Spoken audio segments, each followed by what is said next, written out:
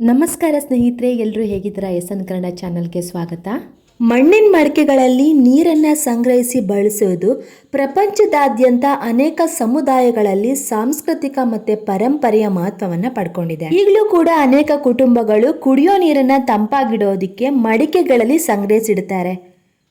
ಮಣ್ಣಿನ ರುಚಿಯನ್ನು ಹೊಂದಿರುವಂಥ ಈ ನೀರು ತಕ್ಷಣವೇ ಬಾಯಾರಿಕೆಯನ್ನು ನೀಗಿಸುತ್ತೆ.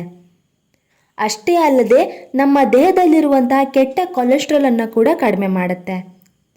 ರಕ್ತದೊತ್ತಡವನ್ನು ನಿಯಂತ್ರಣ ಮಾಡುತ್ತೆ. ಫ್ರಿಡ್ಜ್ನ ಬದಲಿಗೆ ಮಣ್ಣಿನ ಮಡಿಕೆಗಳಲ್ಲಿ ಸಂಗ್ರಹಿಸಿಟ್ಟಂಥ ನೀರು ನೈಸರ್ಗಿಕವಾಗಿ ತಂಪಾಗುತ್ತೆ. ಮಣ್ಣಿನ ಪಾತ್ರೆಯಲ್ಲಿ ಆಹಾರವನ್ನು ಬೇಯಿಸೋದ್ರಿಂದ, ಆಹಾರವನ್ನು ತಿನ್ನೋದ್ರಿಂದ ನಮ್ಮ ದೇಹದಲ್ಲಿರುವಂಥ ಆಸಿಡಿಟಿ ಮತ್ತು ಗ್ಯಾಸ್ಟ್ರಿಕ್ ಸಂಬಂಧಿತ ಸಮಸ್ಯೆಯನ್ನು ದೂರವಿರಿಸುತ್ತೆ. ಮಣ್ಣಿನ ಮಡಿಕೆಯಲ್ಲಿ ಸಂಗ್ರಹಿಸಿದಂಥ ನೀರು ಯಾವುದೇ ರೀತಿಯ ರಾಸಾಯನಿಕಗಳನ್ನು ಹೊಂದಿರೋದಿಲ್ಲ.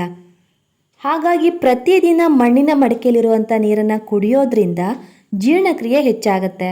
ಫ್ರಿಡ್ಜ್ನಲ್ಲಿ ಇಟ್ಟಿರುವಂಥ ನೀರನ್ನು ಕುಡಿಯೋದ್ರಿಂದ ಗಂಟಲಿನಲ್ಲಿ ತುರಿಕೆ ಮತ್ತು ನೋವು ಉಂಟಾಗುತ್ತೆ. ಆದರೆ ಮಣ್ಣಿನ ಮಡಿಕೆ ನೀರು ಸೂಕ್ತವಾದ ತಾಪಮಾನ ಹೊಂದಿರೋದ್ರಿಂದ ಗಂಟಲಿನ ಮೇಲೆ ಯಾವುದೇ ರೀತಿಯ ವ್ಯತಿರಿಕ್ತವಾದ ಪರಿಣಾಮವನ್ನು ಬೀರೋದಿಲ್ಲ.